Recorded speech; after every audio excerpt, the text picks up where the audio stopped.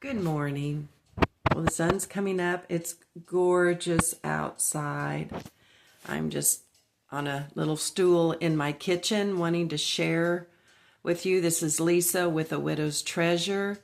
And I was at church today's Tuesday. So I was church Sunday. There was a little widow's luncheon afterwards put on by the deacons and the church. And it was real wonderful and getting to know a lot of there's my cuckoo clock. Getting to know, more people because I've only been going there a couple of years. So I just love that. But anyway, at the table, they had these flowers. And so my table said I should take it home. So isn't that pretty? That's just a fun gift from the Lord. Actually, when I was first widowed, I was looking for kisses from God, God kisses. So there's a God kiss. Anything that would show me that he was listening, paying attention, he was aware. So just wanted to show that. That's so pretty. So yeah, this is my kitchen I love Orientals and that little rabbits, and there's stories, of course, behind everything. And this whole cabinet that you see here was from my grandfather's in his cabin in Indiana. And I've turned it into a pantry because my kitchen is so small. But this was outside. When I got it, this was outside in Indiana at the cabin by Shoals, Indiana. And he would cut clean fish on the back of it. Well, I took it years ago, like 35 years ago, and painted it and have drug it around ever since. So I was so pleased that this fit. I mean, like, perfectly, which is a God kiss. Pretty cool. And let's see. Yeah, and here's our little dog area. And, I'll just go on, and you see there's the living room. And then, lots of little antiques here that we then utilize. This is our coffee island station, extra pantry cabinets, because we're definitely short on space in this little itty bitty kitchen. But I thank the Lord for this. I wasn't planning to do this, but here you go. I love my crosses. They remind me about Jesus. My ugly Japanese water machine, which I've had for 20 years. I love that. Maybe 15.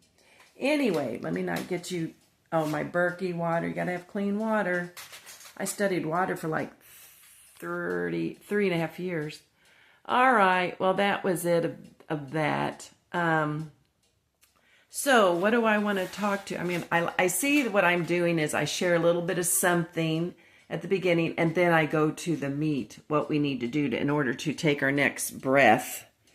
And so today we're going to 1 Chronicles 28. Where's the verse? Okay, here it is. Oh, it's so good. It's so good. These are things that I needed to know. At the beginning of my widowhood, you're in shock. You're in shock. You can't believe it. Even if your person had been sick for a while, which mine wasn't. It was totally out of the blue. But even, when you've had someone sick that you're caring for and then they die, you still can't believe it. You try to prepare and you're still not prepared. And I learned this, I think, in griefshare.org. That's a wonderful place. I went there and facilitated for 3.5 years. I just am so grateful for them. But I think I learned it there, but they were talking about how you can watch videos all you want learning about skydiving, and then until you actually skydive, you have no clue what the reality of skydiving is. That's what it is with this. I totally didn't get it. And I'm embarrassed. I thought I did, as well as I knew, but I had never had a dear, precious loss. My husband, Don, was a dear, precious loss. And when he died, that threw me. And so in all that, the Lord at the very beginning was telling me in different verses, and here's one of them, to be strong and courageous. Be strong and courageous. Be strong and courageous. Lisa, be strong and courageous. Do the next thing. Be strong and courageous. Okay, so let me read it. This is what I say. 1 Chronicles 28:20. And this is actually David about ready to die and talking to his son Solomon in order to rule the kingdom. But these truths, I'm applying it straight to me. And David's telling his son, as God is telling me, has been telling me, be strong and courageous and do it. Do not be afraid and do not be dismayed. Why? For the Lord God, even my God, is with you. He will not leave you or forsake you. Woo! That's some good stuff. And then, of course, I'm sure you're familiar. And if you're not, I'm going to show it to you. In Hebrews, okay, I'm trying to do this with one hand. Hebrews 13, verse 5, second half of 5. This is God talking. I will never leave you or forsake you. I will never leave you or forsake you. Wow.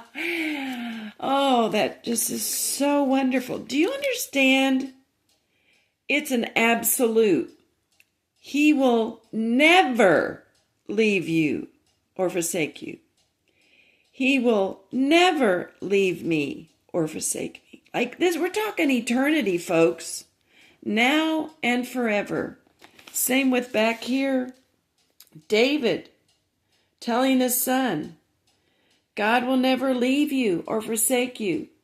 And you know what's interesting is in this, let's see, I don't know where to put this. I'll put this over here in these cute little bunnies. What's interesting is God, now David and Solomon are with God. At the time, David was about to die. I got to go back over here so I can stay focused. But at that time, David was on his deathbed. Okay, come on, this is having a hard time focusing. Okay, slow but sure. So here's David on his deathbed talking to Solomon. He dies and goes to the Lord. The Lord is with Solomon. Later, obviously, Solomon dies. He goes and is with David and the Lord. Here we are in no, that was the Old Testament. Now here we are in the New Testament. Hebrews. We're not sure who wrote Hebrews, but maybe Paul. So whoever wrote Hebrews, maybe Paul, was saying to the churches, God will never leave you or forsake you. That's eternal.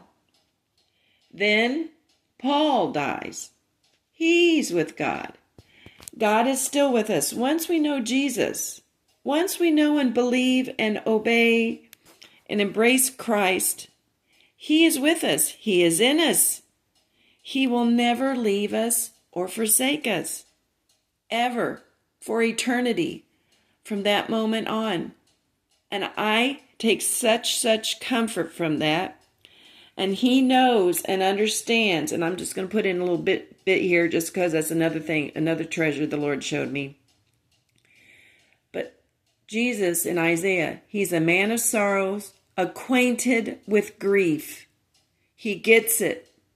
He gets the grief. All right. Much blessings to you, my friends. Hang in there. The Lord is faithful.